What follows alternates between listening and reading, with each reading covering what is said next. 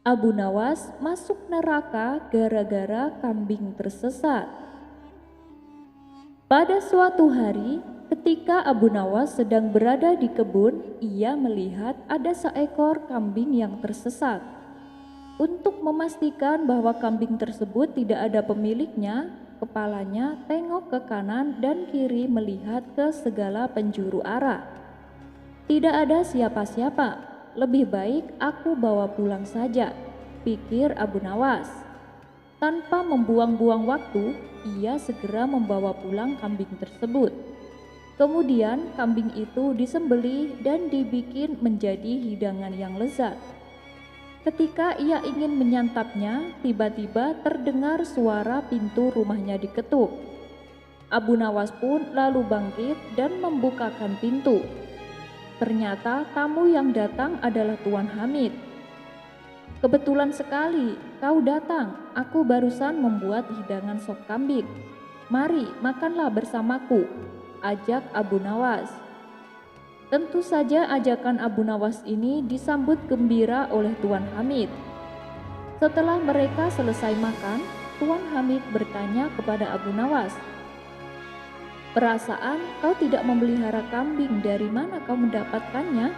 Abu Nawas menjawab, "Oh, itu.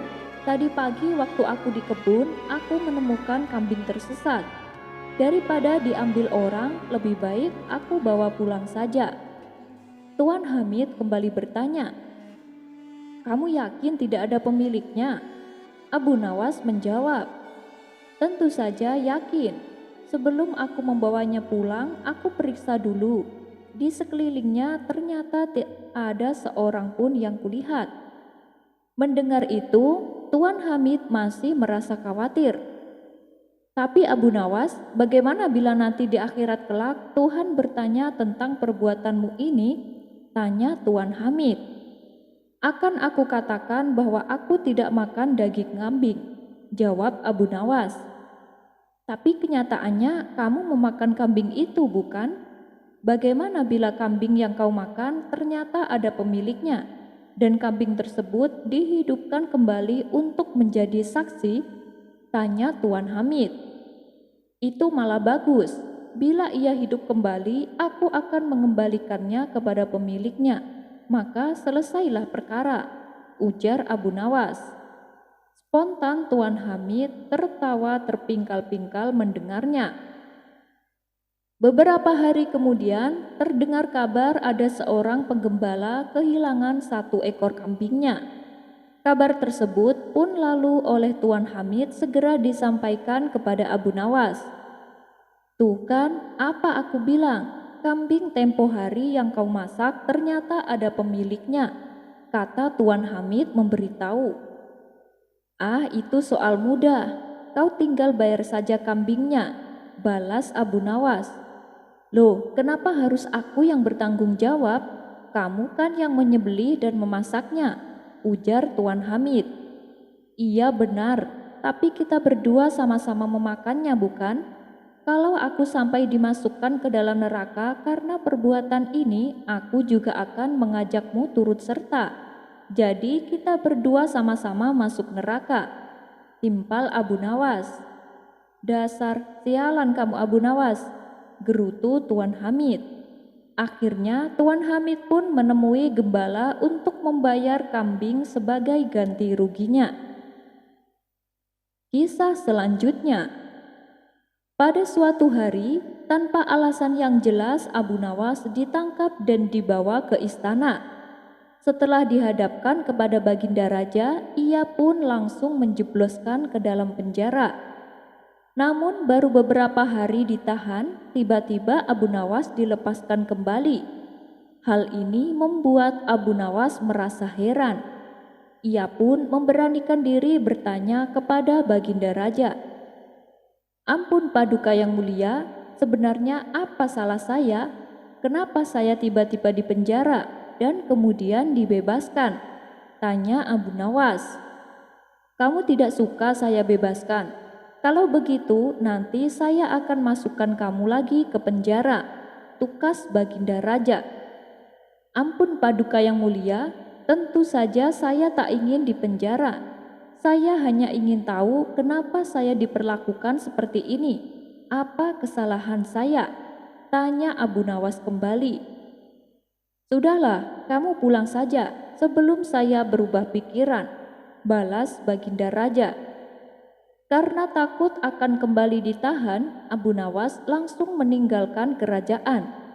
Saat ia hendak keluar gerbang istana, Abu Nawas berpapasan dengan salah satu menteri yang merupakan sahabatnya. Alhamdulillah, akhirnya kamu dibebaskan juga Abu Nawas, kata sang menteri. Iya, aku sendiri heran, kenapa tiba-tiba dipenjara dan kemudian dibebaskan, ujar Abu Nawas. Aku tahu apa sebabnya, timpal sang menteri. Mendengar hal itu, Abu Nawas pun terkejut. Jadi kamu tahu permasalahannya, coba ceritakan padaku, pinta Abu Nawas. Ceritanya begini Abu Nawas, tempo hari salah satu punggawa istana memberi laporan palsu kepada Baginda Raja. Ia mengatakan kau telah berbuat kesalahan. Kebetulan waktu itu Baginda Raja sedang kesal. Beliau pun langsung menyuruh pengawal untuk menangkapmu.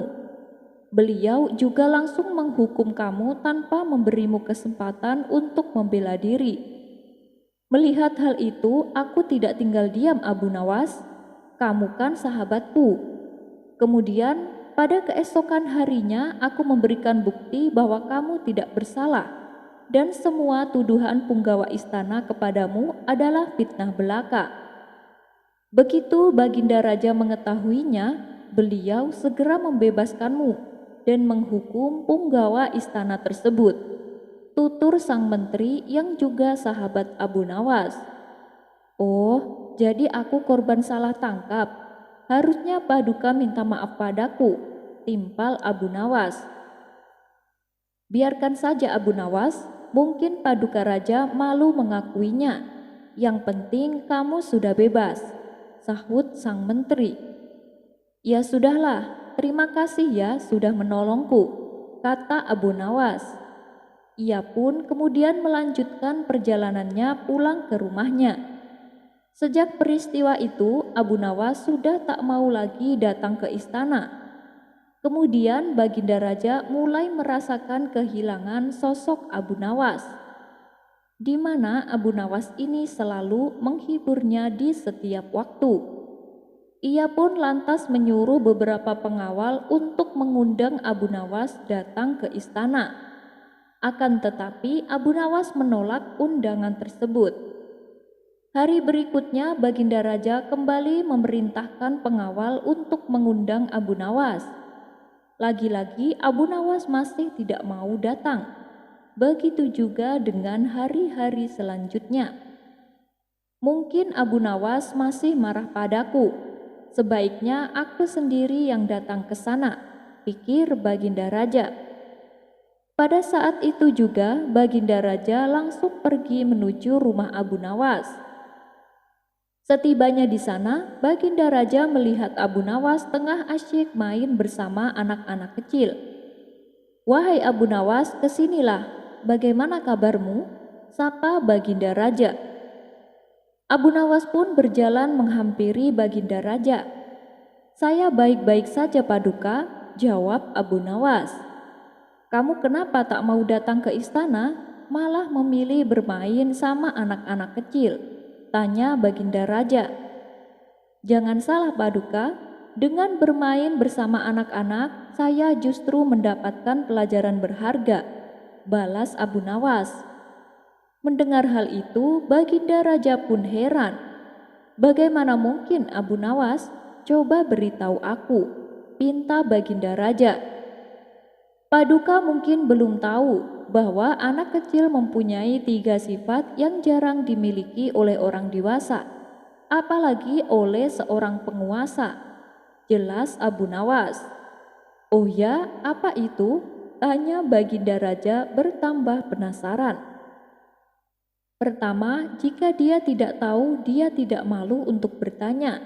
Dia juga tidak takut untuk mencoba hal baru. Dan yang lebih penting, anak kecil tidak merasa malu untuk mengakui kesalahannya. tutur Abu Nawas. Sontak Baginda Raja terdiam. Ia mulai memahami arah perkataan Abu Nawas. Baiklah, saya minta maaf. Saya khilaf Abu Nawas karena telah berbuat dolim kepadamu. Sesal Baginda Raja. Setelah Baginda Raja mengutarakan permintaan maafnya, Abu Nawas pun tersenyum dan memaafkannya.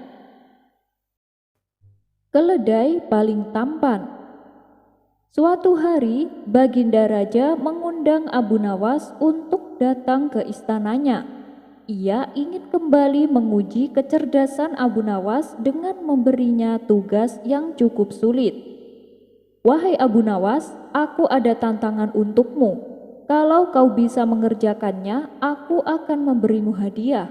Tapi jika gagal, kau akan dihukum, tutur Baginda Raja. Siap Paduka yang mulia, apa tantangannya? Sahut Abu Nawas. Belikan aku keledai yang paling tampan dan rupawan, perintah Baginda Raja. Oh, cuma itu. Lalu hadiah apa yang aku dapatkan bila berhasil mewujudkannya? Dan hukuman apa yang akan aku terima bila gagal melakukannya? Tanya Abu Nawas.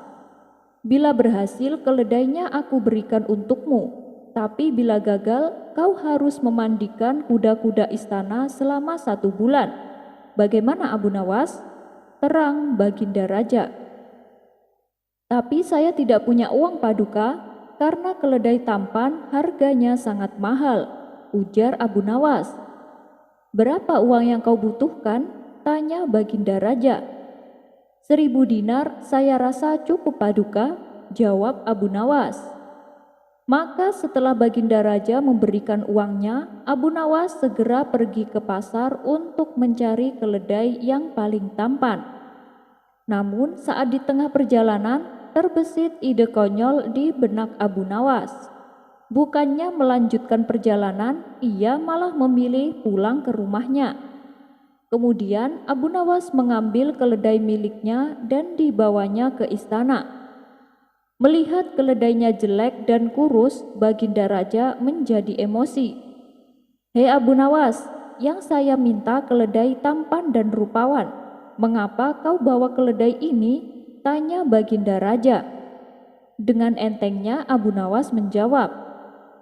Begini Paduka yang mulia, semua keledai di pasar sangat tampan dan rupawan. Saya takut jika saya membawa keledai yang terlalu tampan, orang-orang akan berpikir bahwa ketampanan keledai itu melebihi ketampanan Paduka yang mulia. Mendengar hal itu, spontan Baginda Raja tertawa terpingkal-pingkal. Karena berhasil menghibur Baginda Raja, ia pun tak jadi menghukum Abu Nawas, dan dia disuruh membawa pulang keledainya. Berkat kecerdikannya, Abu Nawas mendapat 2 keuntungan. Ia bisa membawa kembali keledainya dan memperoleh uang 1000 dinar yang sedianya akan digunakan untuk membeli keledai. Beberapa hari kemudian, terdengar kabar bahwa Baginda Raja akan mengadakan pesta besar-besaran. Abu Nawas yang selalu ingin hadir dalam pesta tersebut merasa senang dan segera bersiap-siap. Namun ada masalah. Abu Nawas tidak memiliki pakaian yang pantas untuk menghadiri pesta yang diadakan di istana. Inginnya sih membeli pakaian yang baru, tapi dia tidak memiliki uang. Dalam keputusasaannya, muncul sebuah ide kreatif pada diri Abu Nawas. Dia mengambil selembar kain yang telah lama dia simpan. Kain tersebut sudah usang dan tidak terawat. Kemudian ia memotong kain itu menjadi 2 bagian. Potongan pertama ia gunakan sebagai sorban di kepalanya, sedangkan potongan kedua ia kenakan sebagai jubah. Dengan penampilan yang agak aneh, Abu Nawas pun pergi ke istana untuk menghadiri pesta. Ketika dia tiba di sana, semua orang yang hadir mulai tertawa melihat penampilannya yang aneh itu. Mereka tidak percaya bahwa Abu Nawas berani datang dengan penampilan seperti itu di depan raja. Baginda Raja sendiri juga ikut tertawa terpingkal-pingkal. Sementara Abu Nawas justru menjadi heran karena ia merasa tak ada yang lucu dengan penampilannya. Ia bahkan penuh percaya diri dengan jubah dan sorban yang dikenakannya, tapi ternyata malah mengundang gelak tawa. Hal ini membuat Abu Nawas sangat dongkol. Adapun Baginda Raja melihat sesuatu yang lain dalam tindak Abu Nawas ini. Dia tahu bahwa Abu Nawas adalah seorang yang cerdas dan berbakat dalam membuat puisi dan lelucon. "Wahai Abu Nawas, kau telah menghibur kami semua hari ini. Kami sangat senang dengan penampilanmu yang unik ini. Tolong ceritakan kepada kami tentang kisah-kisah lucu yang akan membuat kita tertawa," pinta Baginda Raja. Tentu saja permintaan Baginda Raja tak bisa Abu Nawas penuhi. Bagaimana mungkin dalam keadaan dongkol Abu Nawas akan menceritakan kisah-kisah lucu? Namun kalau ia tidak menuruti permintaan Raja, ia khawatir akan dihukum. Kemudian dengan ketus Abu Nawas berkata, "Tentu wahai Paduka yang mulia, tetapi semua cerita lelucon saya hanya bisa dimengerti oleh orang-orang yang bijak. Jika saya menceritakan lelucon ini di depan semua orang, mereka mungkin tidak akan mengerti Paduka," ujar Abu Nawas. Mendengar hal itu, Baginda Raja dan semua tamu undangan tertawa lebih keras lagi. Inilah cara Abu Nawas untuk menghindari memberikan cerita lucu yang tak mungkin ia lakukan karena suasana hati yang sedang emosi. Baginda Raja kemudian memberikan hadiah sebagai penghargaan atas hiburannya. Kisah selanjutnya. Suatu ketika Abu Nawas bepergian keluar kota. Ia berjalan melewati tandusnya padang pasir. Di tengah jalan Abu Nawas menemukan beberapa kerangka manusia yang sedang tergeletak di tanah. Belum hilang rasa kagetnya, tiba-tiba muncul orang tak dikenal menghadangnya. Rupanya dia adalah orang gila yang terkenal kejam. Dengan membawa golok di tangannya, orang gila itu menghampiri Abu Nawas. "Siapa kamu?" tanya orang gila tersebut. "Saya hamba Allah," jawab Abu Nawas. "Saya juga hamba Allah. Yang saya maksud, nama kamu siapa?" bentak orang gila mulai emosi. "Nama saya Abu Nawas," jawab Abu Nawas dengan tenang. "Apakah kamu orang berilmu?" tanya orang gila itu kembali. "Iya, saya orang yang berilmu," jawab Abu Nawas. "Baguslah, kamu lihat kerangka-kerangka di depanmu itu. Mereka adalah orang-orang yang aku bunuh karena mereka tidak bisa menjawab pertanyaanku," ujar orang gila tersebut. "Dan kali ini adalah giliranmu. Kalau kamu tidak bisa menjawab pertanyaanku, maka nasibmu akan sama. Kamu akan mati di tanganku," ujar orang gila itu. "Apa pertanyaanmu?" tanya Abu Nawas. "Begini, ketika awal bulan, bulan berbentuk kecil yang kita sebut bulan sabit. Dan ketika pertengahan bulan, bulan menjadi besar yang kita sebut bulan purnama. Tapi ketika akhir bulan, bulan kembali menjadi kecil yang kita sebut bulan sabit. Pertanyaanku adalah, kenapa di awal bulan dan di akhir bulan, bulan bentuknya kecil?" tanya si orang gila. "Kamu sangat bodoh. Di awal bulan, bulan masih kecil karena saat itu Tuhan sedang membuat bulan agar menjadi besar. Setelah bulan menjadi besar di pertengahan bulan, lalu Tuhan memotong-motong bulan purnama menjadi kepingan-kepingan kecil. Kepingan-kepingan tersebut lalu Tuhan jadikan bintang yang bertebaran di langit. Oleh sebab itulah kenapa di awal bulan dan di akhir bulan, bulan bentuknya jadi kecil," kata Abu Nawas menjelaskan. Mendengar jawaban Abu Nawas, orang gila itu langsung merebut tangan Abu Nawas dan menciumnya. "Luar biasa, ternyata jawaban Anda sesuai dengan apa yang kupikirkan." Abu Nawas pun lalu dipersilahkan untuk melanjutkan perjalanannya. Kisah selanjutnya. Suatu ketika, pada sore hari, Abu Nawas pulang ke rumah dengan wajah lesu dan kelelahan. Pasalnya seharian ia di hutan mengumpulkan kayu bakar dan dijualnya ke pasar. Untuk melepaskan rasa penatnya, ia pun duduk istirahat di depan rumah. Kemudian sang istri segera membuatkan minuman dan diberikannya kepada Abu Nawas. "Wahai istriku, sepertinya aku tidak kuat kalau terus-terusan begini.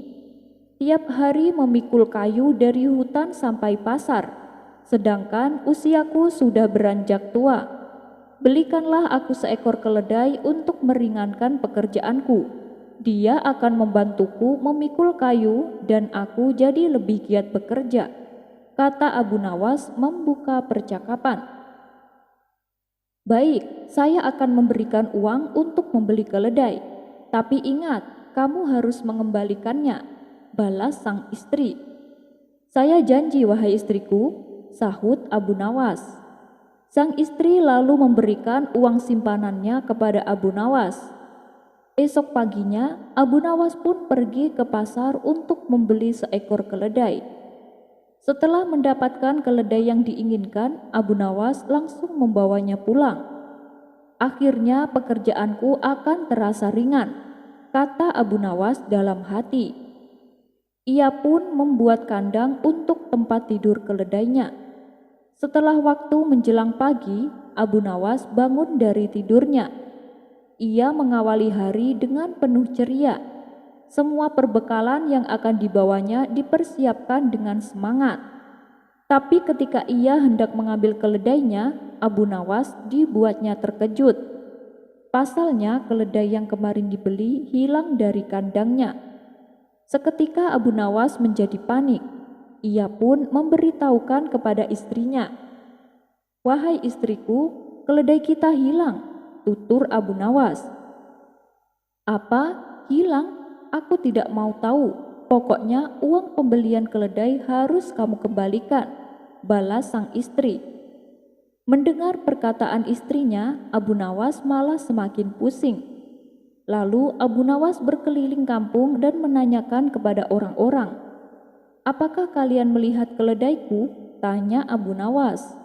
Namun tak ada seorang pun yang mengetahuinya. "Aduh, gimana ini?" keluh Abu Nawas. Akhirnya Abu Nawas berjanji di depan orang-orang, apabila keledainya ditemukan, dia akan menjualnya dengan harga yang murah, yaitu senilai 1 dinar. Orang-orang pun kaget dengan hal itu. "Kamu serius, Abu Nawas?" tanya salah satu warga. "Iya, saya serius," jawab Abu Nawas. Setelah lama berkeliling tak membuahkan hasil, Abu Nawas pun memilih untuk pulang. Dan ketika saat di tengah perjalanan, tiba-tiba ia melihat keledainya sedang makan rumput di pekarangannya. "Aku cari kamu kemana-mana, ternyata kamu malah berada di sini," ucap Abu Nawas kegirangan. Ia pun segera memberitahu istrinya. "Wahai istriku, ternyata keledainya berada di pekarangan," seru Abu Nawas. "Syukurlah, berarti Allah masih sayang sama kita," balas istrinya. "Tapi aku bingung, wahai istriku," kata Abu Nawas. "Bingung kenapa? Seharusnya kamu senang keledainya bisa kembali," ujar istrinya. "Iya, aku senang, tapi aku sudah kadung berjanji sama orang-orang," ucap Abu Nawas. "Janji? Janji apa?" tanya istrinya. "Aku janji kalau keledainya ditemukan, aku akan menjualnya senilai 1 dinar," jawab Abu Nawas. "Kamu ini gimana sih? Keledai harga 50 dinar akan dijual 1 dinar," balas istrinya heran. Setelah lama berpikir, akhirnya Abu Nawas menemukan solusinya.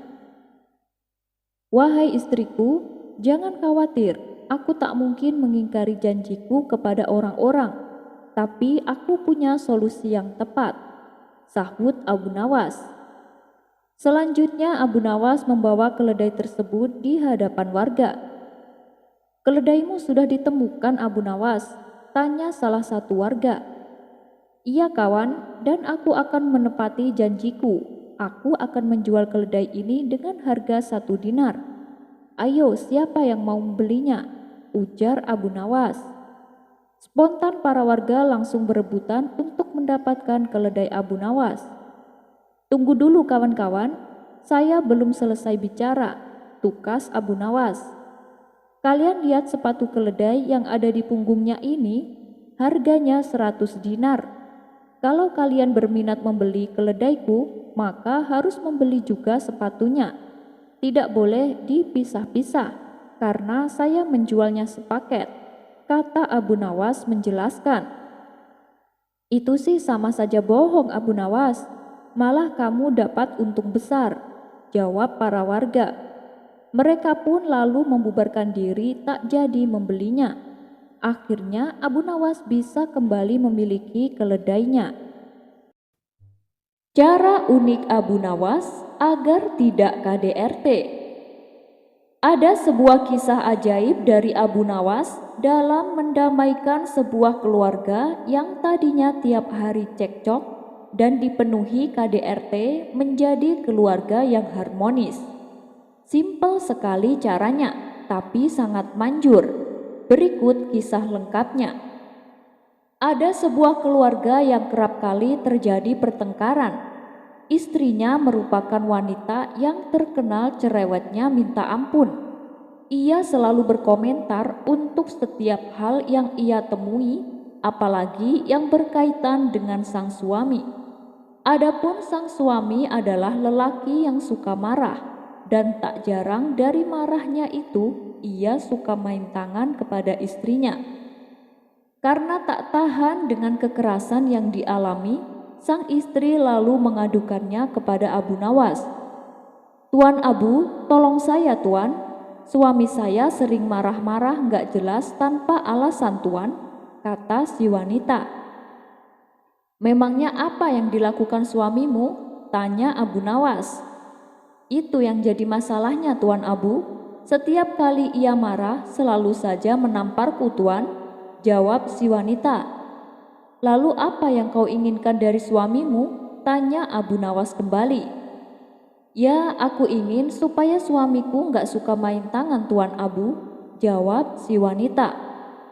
"Oh begitu, itu sih gampang," balas Abu Nawas. "Beneran tuan?" "Gimana caranya tuan?" tanya si wanita. Kemudian dengan penuh keyakinan Abu Nawas menjelaskan, "Jadi gini caranya, nanti ketika suamimu mulai marah, ambillah segelas air lalu berkumurlah dengan air itu. Tapi ingat, jangan sampai ditelan sebelum suamimu menjadi tenang dengan sendirinya, atau setidaknya ia berpaling darimu," jelas Abu Nawas. Setelah mendapat saran dari Abu Nawas, si wanita pun pulang ke rumah dan melaksanakannya. 2 minggu kemudian, dengan wajah sumringah si wanita kembali menemui Abu Nawas. "Tuan Abu, saran Anda sangat manjur tuan. Setiap kali suamiku marah, aku langsung berkumur dengan air seperti yang Anda ajarkan," kata si wanita. "Wah, bagus kalau begitu. Lalu gimana suamimu?" tanya Abu Nawas. "Aneh bin ajaib tuan Abu, gak lama amarah suamiku mereda dan ia gak sampai kehilangan kesabaran, apalagi sampai menamparku seperti yang dulu-dulu," jawab si wanita. "Tapi tuan Abu, aku heran dan gak habis pikir, kok bisa hanya dengan berkumur bisa meredakan amarah suamiku?" Abu Nawas yang mendengar pertanyaan heran dari si wanita hanya bisa tersenyum dan membiarkan si wanita untuk mencari jawabannya sendiri. Istri Abu Jahil mengalahkan jin penghuni sumur angker. Dikisahkan di suatu daerah di kota Baghdad terdapat sumur angker yang dihuni oleh jin jahat. Setiap malam terdengar suara menakutkan dan suara-suara aneh yang berasal dari sumur tersebut. Meskipun demikian, kedalaman sumur tersebut hanya sekitar 1 meter dan tidak ada airnya sama sekali. Namun karena saking angkernya, sehingga banyak warga sekitar tak berani mendekatinya. Suatu kali datang seorang tamu ke rumah Abu Nawas. Dia bernama Abu Jahil. Kemudian ia mengadukan masalahnya tentang sifat sang istri yang sangat cerewet. "Gimana caranya Abu Nawas supaya istri saya tidak ngomel-ngomel terus?" tanya Abu Jahil kepada Abu Nawas. "Soal itu aku juga tidak tahu. Istriku juga sama cerewetnya," jawab Abu Nawas. "Masa kamu tidak tahu? Kamu kan terkenal cerdik Abu Nawas," ujar Abu Jahil. "Baiklah, kalau kamu mau, bawa saja istrimu ke sumur tua yang angker, lalu kamu jatuhkan dia ke dalamnya," saran Abu Nawas.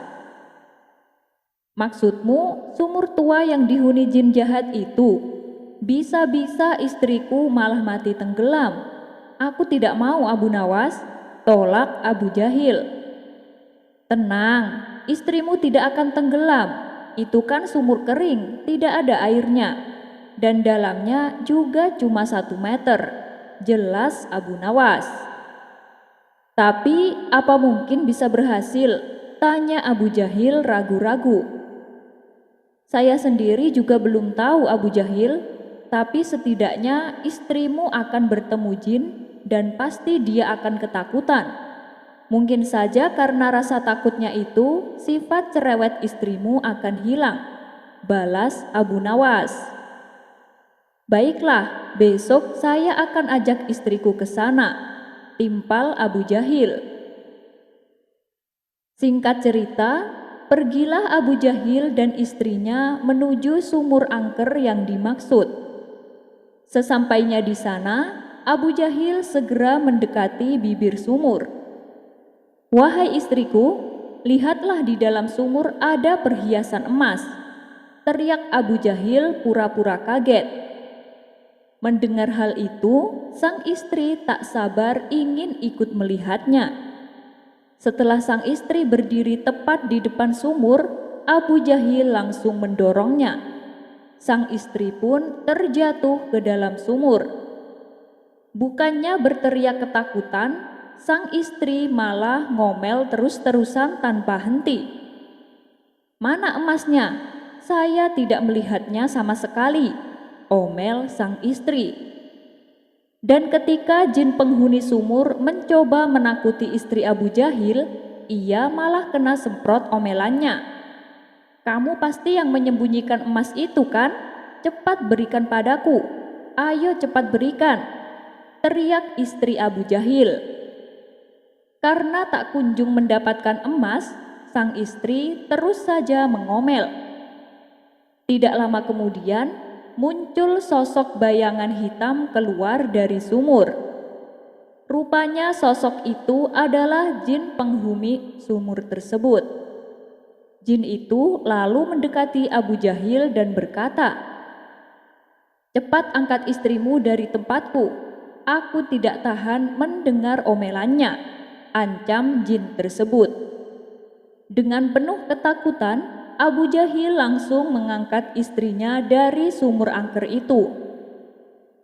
Pada keesokan harinya, Abu Jahil kembali menemui Abu Nawas dan menceritakan peristiwa yang dialaminya. Spontan Abu Nawas tertawa terpingkal-pingkal. "Ternyata istrimu lebih cerewet daripada istriku. Jin saja sampai tidak tahan mendengar omelannya," seloroh Abu Nawas sambil terus tertawa. Kado maut Baginda Raja. Ada sebuah kisah menarik dari Abu Nawas ketika dirinya di awal-awal menjadi orang kepercayaan Baginda Raja. Sebagai orang baru di istana, ia pun tak bisa berbuat banyak. Lebih sering mengalah kepada siapapun yang mencoba mengganggunya.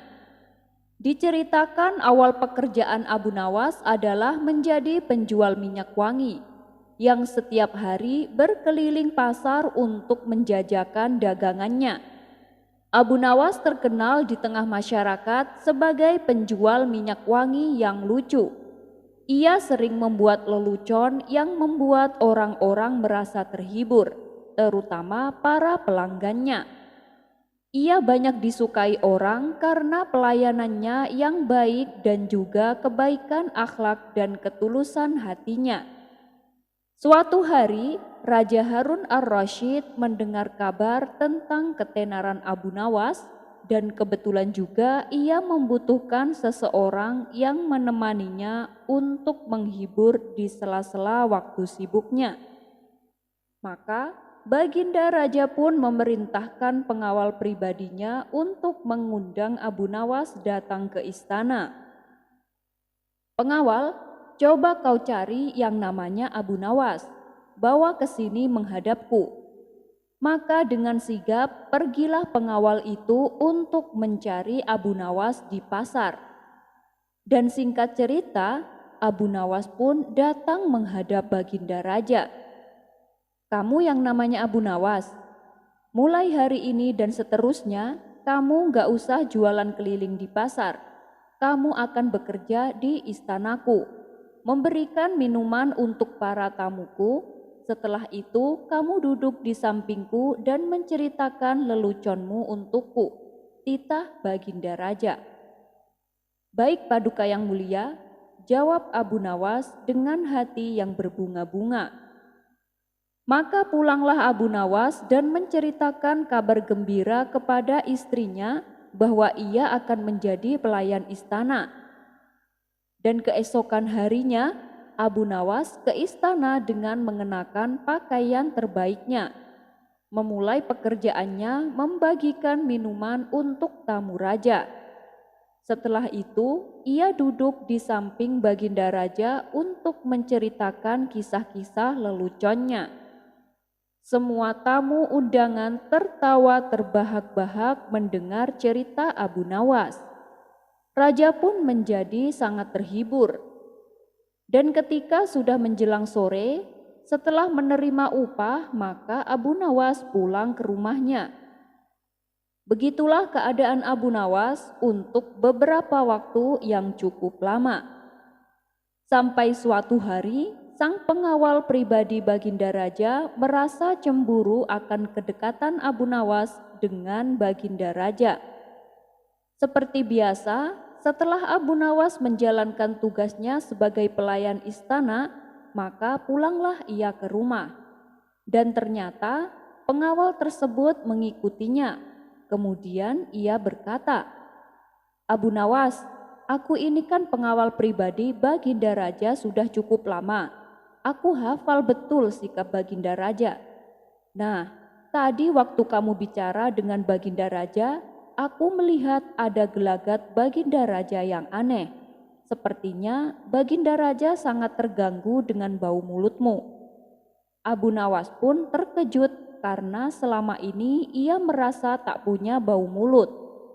Tapi sebagai orang baru di istana, ia pun menerimanya dan kemudian bertanya kepadanya, "Oh begitu ya Tuan, lalu apa yang harus aku lakukan agar Baginda Raja tidak terganggu dengan bau mulutku?" Si pengawal itu kemudian berkata, "Begini saja Abu Nawas, saat kamu bicara di depan Raja, sebaiknya kamu tutupi mulutmu dengan tangan." "Oh baiklah Tuan," jawab Abu Nawas. Ketika pagi telah tiba dan matahari mulai menampakkan sinarnya, pergilah Abu Nawas ke istana sebagaimana kebiasaannya. Ia memberikan minum para tamu Baginda Raja, kemudian duduk di samping Baginda Raja. Abu Nawas melanjutkan tugasnya bercerita kisah-kisah yang lucu. Namun kali ini Abu Nawas bercerita sambil menutupi mulutnya dengan tangan. Melihat hal itu, Baginda Raja menjadi tersinggung. begitu pula dengan tamunya. Setelah Abu Nawas pulang, maka Baginda Raja berkata kepada pengawal pribadinya, "Pengawal, sikap Abu Nawas hari ini membuatku tersinggung, apalagi ia lakukan di depan para tamu-tamuku." Si pengawal pribadinya membalas dengan memprovokasi, "Maaf Paduka, sebenarnya saya tahu kenapa Abu Nawas bicara dengan menutup mulutnya begitu. Tapi saya takut jika saya memberitahu Paduka, nanti Paduka akan memenggal kepala saya." Baginda Raja kemudian berkata, "Katakanlah yang sesungguhnya pengawal, aku jamin keamananmu." Pengawal itu kembali berkata, "Siap Paduka." Katanya Abu Nawas sangat terganggu dengan bau mulut Paduka. Mendengar itu, Baginda Raja menjadi murka.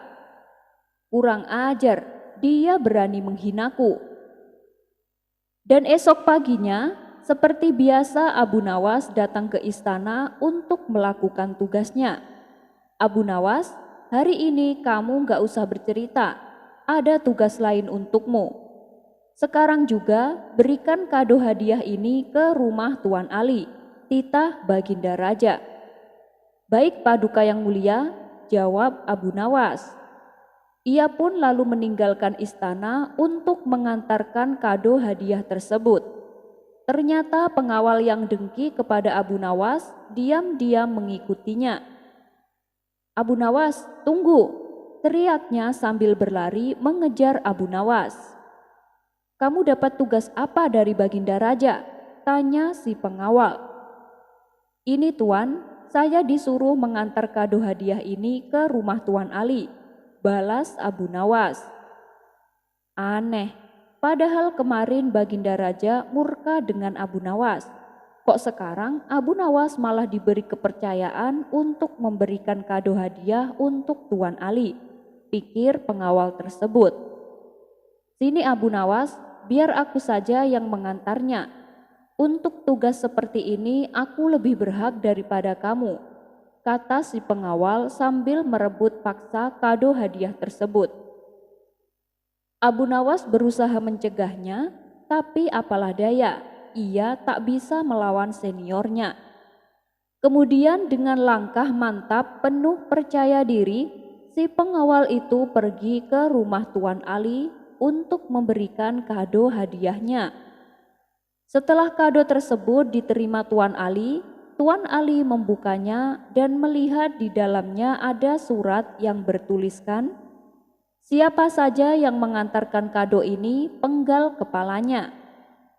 Ternyata Tuan Ali adalah seorang algojo kerajaan.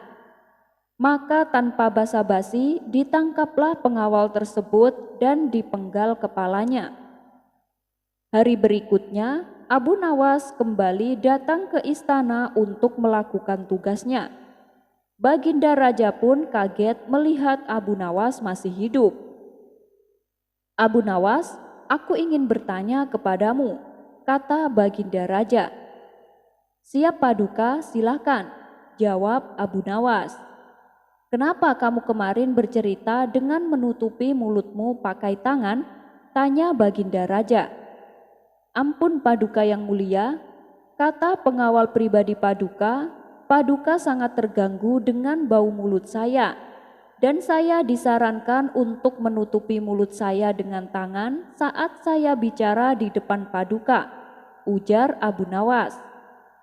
Baginda Raja kebingungan dengan pengakuan Abu Nawas yang berbeda dengan apa yang diceritakan pengawal pribadinya. Dan Raja pun sangat murka kepadanya karena kebohongannya yang dibuat-buat. Kemudian Baginda Raja kembali bertanya kepada Abu Nawas, "Oh begitu, terus gimana dengan kado hadiah yang aku titipkan kepadamu kemarin?" "Ampun Paduka yang mulia, kado itu direbut paksa oleh pengawal pribadi Paduka. Katanya dia lebih berhak dan pantas untuk mendapatkan tugas itu." Maka Baginda Raja pun tersenyum sambil berkata, "Ya, memang benar, dia sangat berhak mendapatkannya daripada kamu." Ya sudah Abu Nawas, sekarang lakukan tugasmu seperti biasanya.